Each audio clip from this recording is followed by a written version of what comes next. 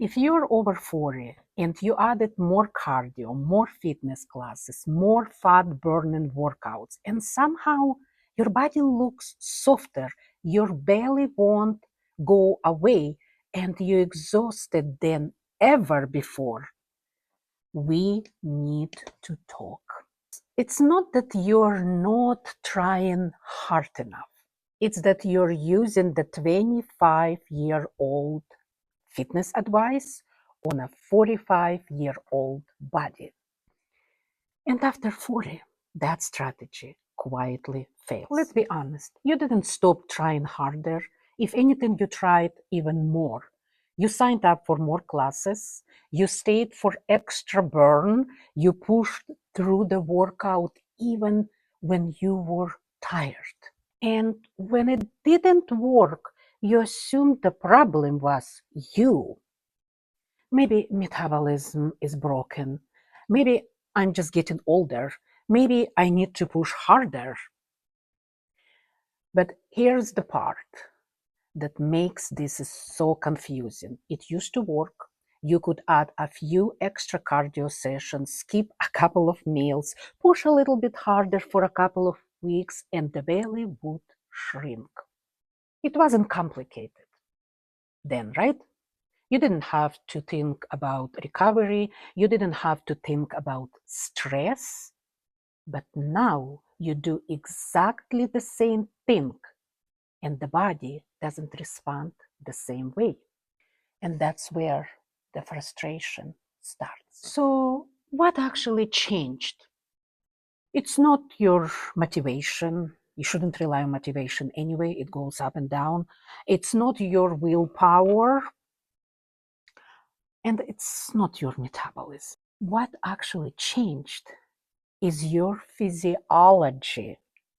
After 40, especially during perimenopause and menopause, estrogen begins to decline or completely cease.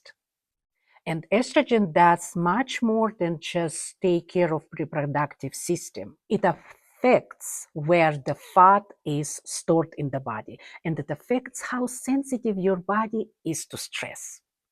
So the same workout that felt energizing at 33 can feel completely depleted at 45. And this is exactly why I started this channel, to help women understand how their body works at 40 and understand that fitness advice that was given them when they were younger, it's not the same advice when they are in midlife.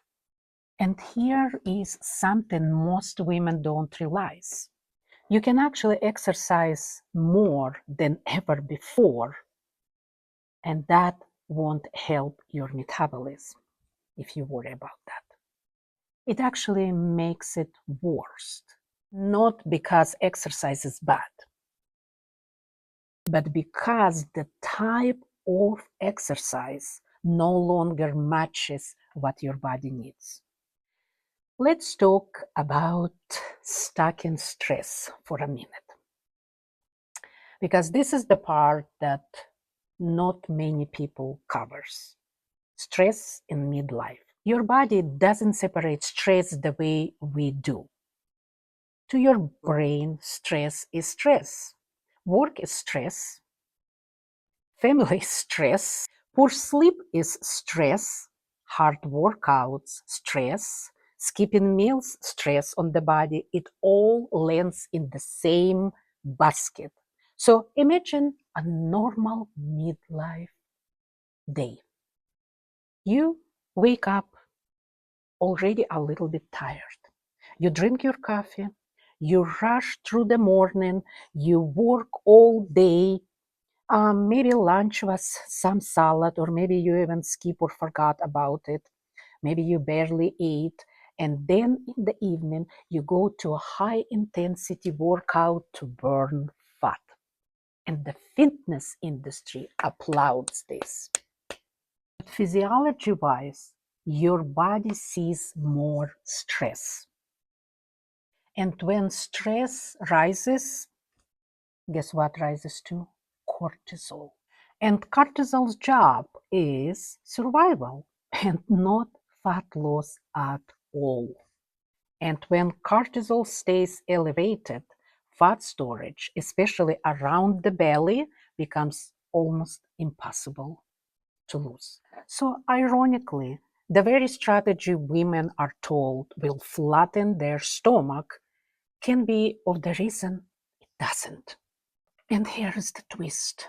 The real problem isn't cardio. The real problem is what cardio is replacing: muscle. So the biggest issue is not even stress, but muscle. Because after 40, muscle quietly becomes one of the most important metabolically active tissue for your metabolism and your health. And most women are doing workouts that barely stimulate it. So cardio burns calories while you're doing it. But when you stop, the calorie burn stops. Muscle changes how your body uses energy the whole day, even while you're sleeping or at rest. And let's not forget about the body composition. With cardio, you might lose weight, but your body composition won't change. It will become, for example, from bigger apple, smaller apple. So if most of your training is spin classes, long cardio session, or endless sweat-based workouts, you are burning energy at the moment.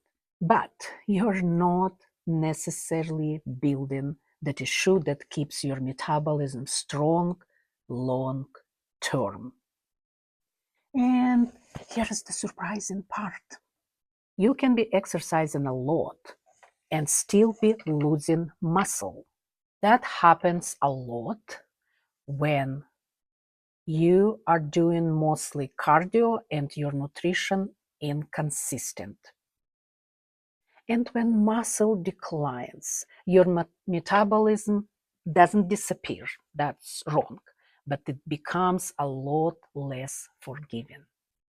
So the strategy that it used to work in your 30s, more cardio, eat less, starts working against you.